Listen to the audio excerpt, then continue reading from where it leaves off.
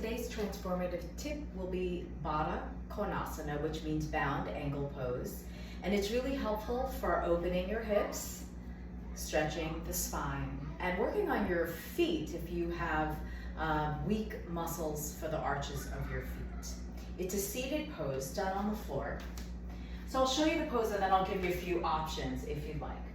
So you sit on the floor, you put the soles of the feet all the way together as if they're making a prayer position. So you get the inner outer heel, the big toe to little toe, and you try to get your toes to come together. And then you sit and you let your legs turn out and rotate out. So the goal is not to push your knees down, but rather to take the muscles and spiral them externally around your upper thigh. And there you go. You sit up tall and you try to line up your head with your tail. And this is the pose. You can sit like this. You can go forward, flexing at the hips if you have more range. I like sort of holding my ankles, and as I go forward, my arms can give my legs a little bit of leverage downward to open the hips more and more as I bring my chest forward towards the feet and my head towards the floor. Now this version that I'm showing you is quite challenging.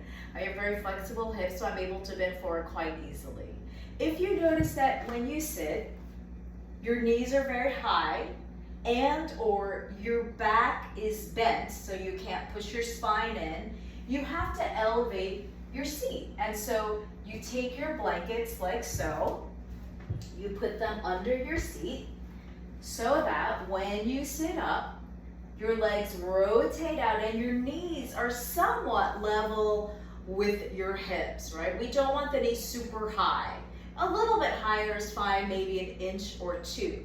And then you want your spine as upright as possible as well. So the same thing, if you cannot sit upright, just raise your seat, and then here's your work, lifting your spine. And if all of that work is really challenging, that's your pose. You just sit up nice and tall. If you're still struggling with it, the wall is a great tool. You put your back all the way to the wall and you use your wall as some feedback to tell you if your back is lifted up as tall as possible.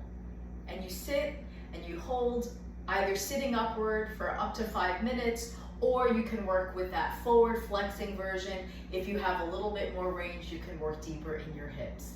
And there you go, that's seated Baddhakonasana, bound angle pose. Hope it makes your hips feel really good.